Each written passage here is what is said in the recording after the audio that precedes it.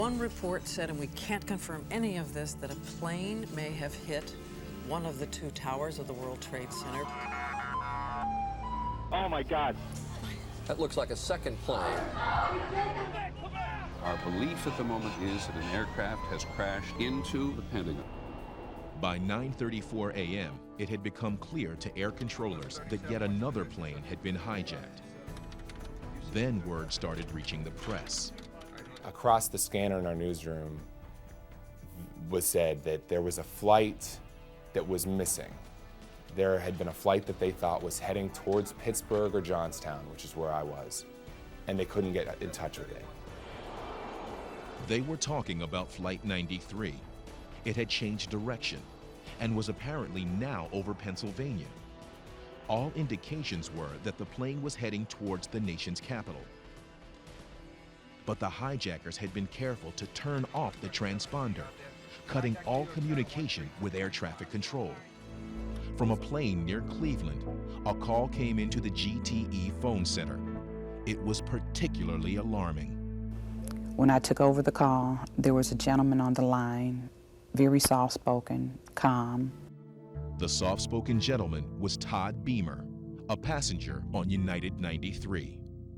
I asked him to explain to me in detail what is happening on the plane. He told me there were 3 people that was taking over the flight. They tied red bandanas around their head, got up, and that was when they forced their way into the cabin. But when the hijackers stormed the cockpit, nobody on Flight 93 was primed to stop them. Prior to September 11th, the way flight attendants were trained on a plane was to listen to the hijackers, to stay calm, and to comply with what their demands were. Unreleased recordings indicate a struggle in the cockpit. Well, in the cockpit, I think that what happened is the pilots had been subdued. I think their necks had been slashed, and they're strapped in. They've got no way of defending themselves. You can't turn around and fight. They're just sitting ducks. But it only got worse. From the hijackers, there was a horrifying announcement. The hijackers on the intercom saying, "There's a bomb on board. We have control of this plane. We're going back to the airport." On the airphone, Todd Beamer had informed operator Lisa Jefferson about the hijackers' tactics. He told me that they've taken control of the plane. The plane is going down. At this point, he raised his voice. He said, "We're going down. We're going down. No, we're coming back up. Wait, we're turning around. We're going back north. I think we're going north." At this point, I don't know where we're going. In fact, they had turned around and were now going east. At 9:35, it appeared that the hijackers were headed for Washington, D.C. But this was no ordinary hijacking. The attack on the World Trade Center would soon become known to the passengers on Flight 93, who called relatives. And that's when they knew that this plane wasn't just being flown back to an airport.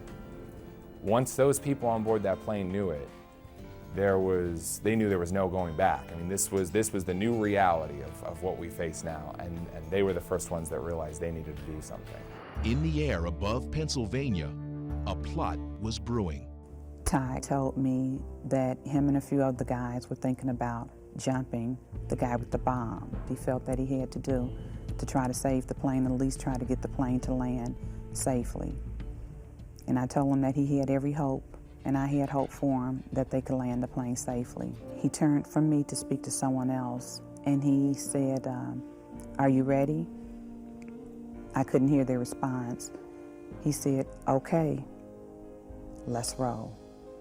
That's the last I heard from Todd Beamer. The line was still open, but it was very silent. I didn't hear anything else. I kept that phone line open for about 15 additional minutes.